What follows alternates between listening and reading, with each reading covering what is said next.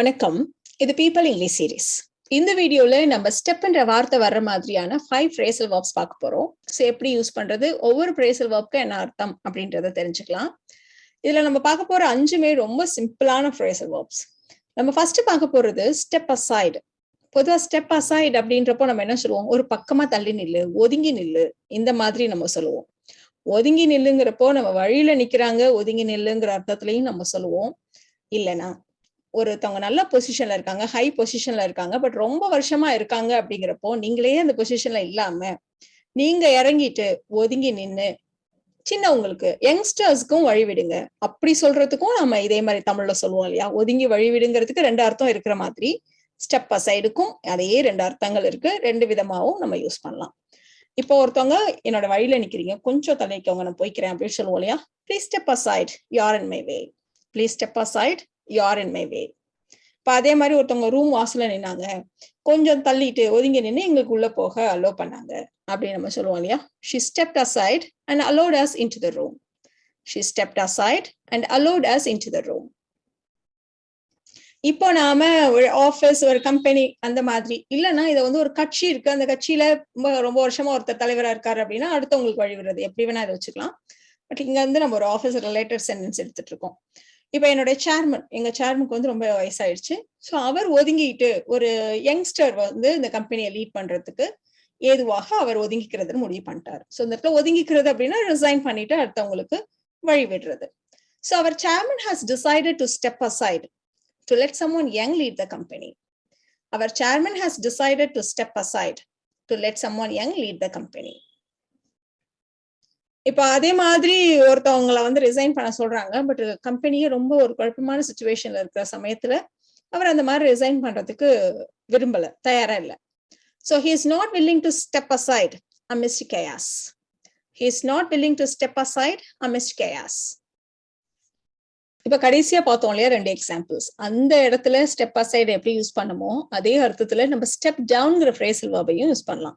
So step டவுனுக்கும் அதே அர்த்தம் தான். ஒருத்தவங்க ஒரு பொசிஷன்ல இருந்து ரிசைன் பண்ணிட்டு அடுத்தவங்க அந்த பொசிஷனுக்கு போறதுக்கு அலோ பண்றது. அடுத்து நம்ம பார்க்க போற phrasal verb ஸ்டெப் பேக். பொதுவா ஸ்டெப் பேக் அப்படின்னா ஒரு ஸ்டெப் பின்னாடி போறது.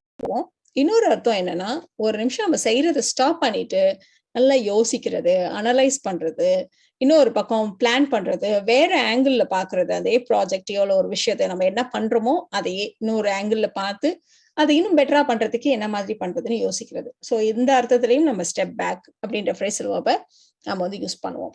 ஸோ ஸ்டெப் பேக்னு சொல்றப்ப சென்டென்ஸை பொறுத்த வரைக்கும் அது என்ன மாதிரி ஒரு அர்த்தத்தை கொடுக்கணும், ஒரு நிமிஷம் ஸ்டாப் பண்ணிட்டு இதை பண்ணு அப்படின்னு நம்ம சொல்லுவோம் இல்லையா.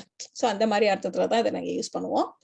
ஸோ நீ இப்ப செய்யறீ இல்லை, அது ஒரு நிமிஷம் ஸ்டாப் பண்ணு, இதே ப்ராஜெக்ட் நீ கஸ்டமர் பாயிண்ட் ஆஃப் வியூல பாரு, அப்பதான் உன்னால இதை சரியா பண்ண முடியும் அப்படின்னு சொல்ல போறோம். Step back and view the project from our customers point of view.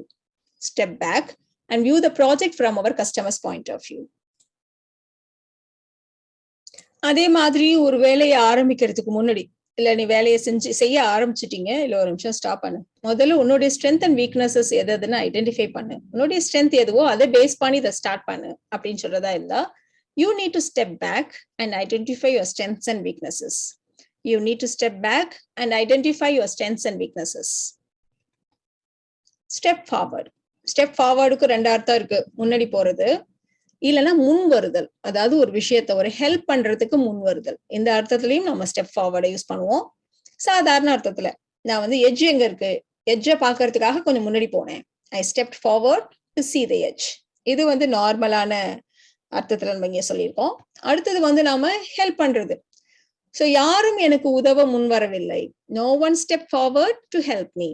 இல்லைன்னா a lot of people step forward to help me. நிறைய பேர் எனக்கு உதவுறதுக்கு முன் வந்தாங்க அந்த மாதிரி சொல்றதுக்கு.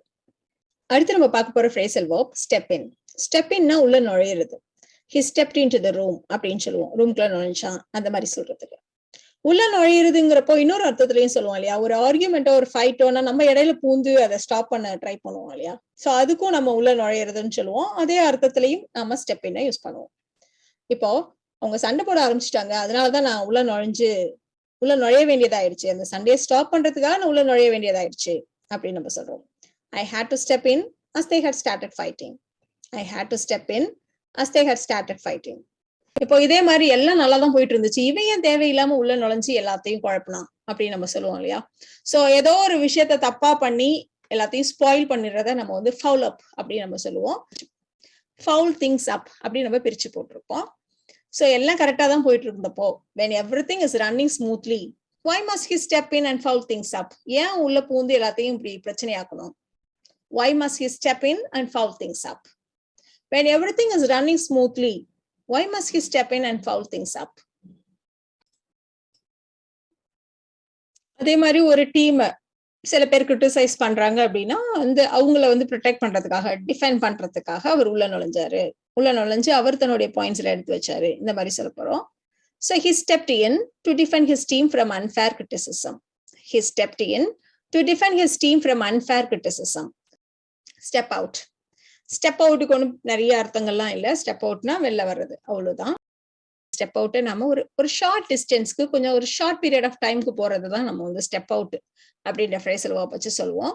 இப்போ ஃபார் எக்ஸாம்பிள், ஏன் ரூம்ல ஃபேன் ஓடிட்டே இருக்கு, இல்லை இந்த இங்கே தானே அப்படின்னு நினச்சி போனேன் அப்படின்னா, சரி எப்படி போனாலும் சரி ஃபேன் ஆஃப் பண்ணு அப்படின்னு சொல்லுவோம் இல்லையா. ஸோ ஸ்விட்ச் off the fan when you step out of the room. ரூமை விட்டு வெளில வந்தீங்கன்னா ஃபேன் ஆஃப் பண்ணு. ஸ்விட்ச் off the fan when you step out of the room. அதே மாதிரி ஒர்க் பண்ணிட்டே இருப்போம், வாயும் ஒரு சின்ன பிரேக் எடுத்துட்டு கேன்டீன் வரைக்கும் போயிட்டு வரலாம், வாயும் கொஞ்சம் டீ குடிச்சிட்டு வரலாம், வாயும் ஒரு ஃபியூ மினிட்ஸ் நடந்துட்டு வரலாம், இந்த மாதிரிலாம் சொல்லுவோம் இல்லையா. Let us step out for tea. Tea குடிக்கிறதுக்காக கொஞ்சம் வெளில போயிட்டு வரலாம். அதே மாதிரி வாயும் ஒரு ஃபியூ மினிட்ஸ் நடந்துட்டு வருவோம், let us step out for a few minutes. So இந்த வீடியோல நாம ஸ்டெப் ரிலேட்டட் ஃப்ரேசல் வெர்ப்ஸ் பார்த்தோம். இந்த ஃப்ரேசல் வெர்ப்ஸ் எல்லாமே உங்களுக்கு ரொம்ப யூஸ்ஃபுல்லா இருக்கும்னு நினைக்கிறேன். Thank you so much.